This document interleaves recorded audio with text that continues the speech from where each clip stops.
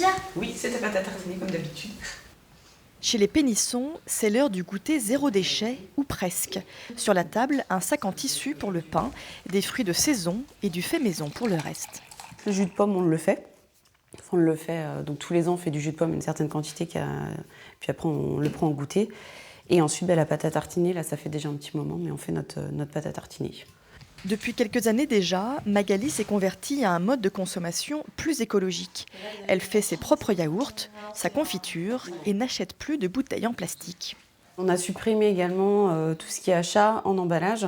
Donc le riz, les pâtes, on apporte nos propres boîtes. Ce qui est compliqué aujourd'hui, c'est de trouver des commerces en fait, qui font du vrac et qui acceptent que vous apportiez vos propres contenants. Donc on s'adapte aussi pour les céréales. On a les céréales pour le matin. Donc les petites céréales, là, c'est plus des petites céréales apéro. Au total, la famille génère un peu moins de 2 kg de déchets par semaine, loin donc de la moyenne de 5 kg par ménage.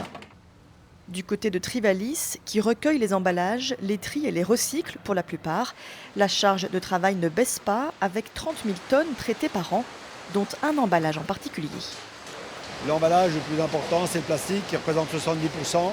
L'acier aussi, mais c'est surtout le plastique. On a envahi le plastique, on le sait bien. Et c'est pas toujours facile de traiter tout ça. Donc je pense qu'il faut vraiment y réfléchir.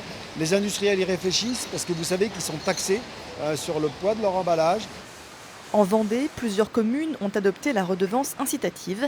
Moins il y a de déchets à traiter dans la commune, plus la taxe par ménage est faible. L'agglomération de La Roche-sur-Yon s'y est mise dès 2011. Saint-Hilaire-de-Riez, par exemple, l'an dernier.